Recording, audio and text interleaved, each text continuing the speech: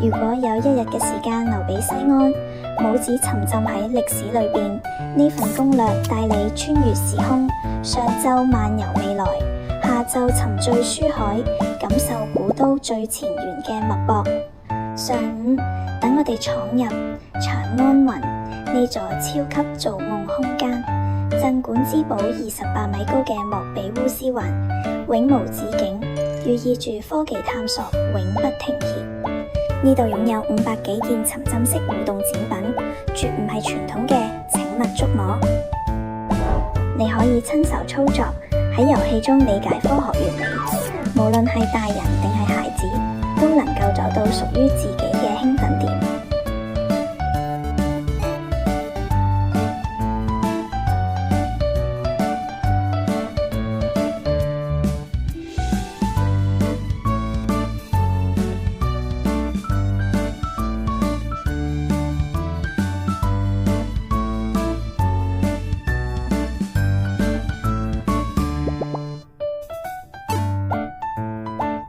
下午，我哋從未來嘅震撼回歸文化嘅寧靜，同長安雲隔河相望嘅長安書院係西安全新嘅文化殿堂。呢度唔單止係擁有300萬冊藏書嘅圖書館，更加係一個多元嘅文化綜合體。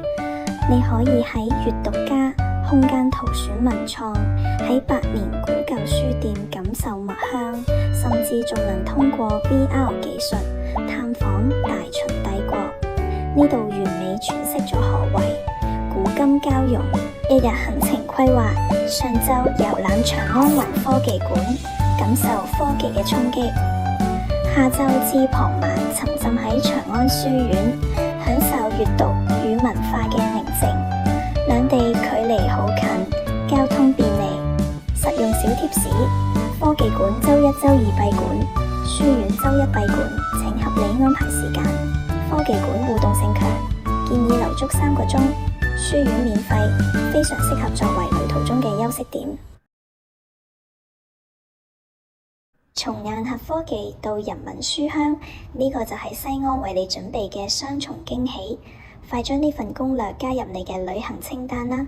點讚收藏，帶你發現更多不一樣嘅內地城市玩法。